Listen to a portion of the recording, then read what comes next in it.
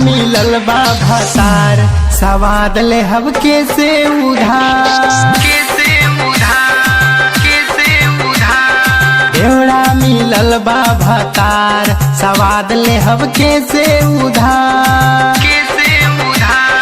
जिंदगी तो भइल बेकार देवरो त नइखे हमार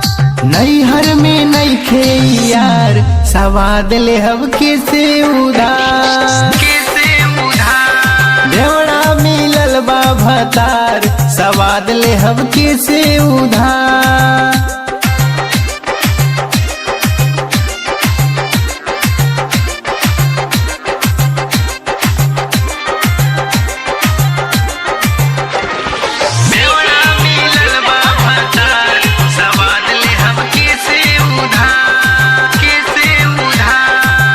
अली गवने के राती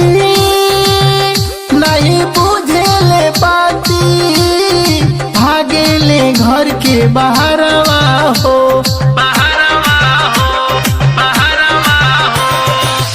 कैसे रतियाई काटी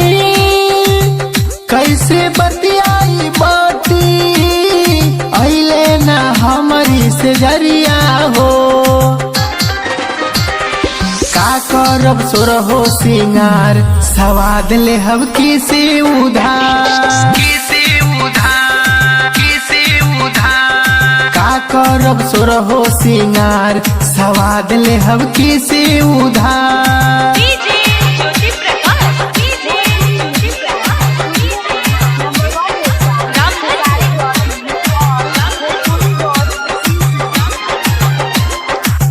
जहिया लागी हरदी नहीं जनली बेदर्दी मिली तो हमरो सजनवा हो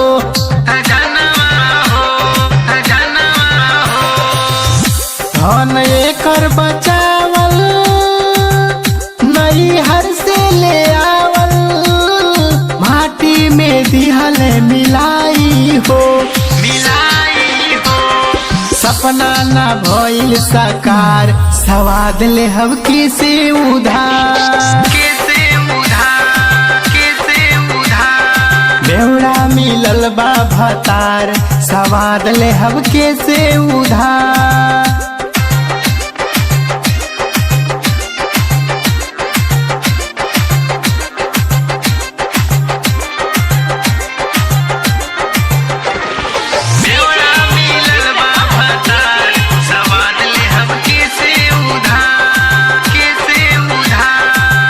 मोहन माना तू बतिया अर्जुन बाटे संगतिया आई जीतुआ रजसवा हो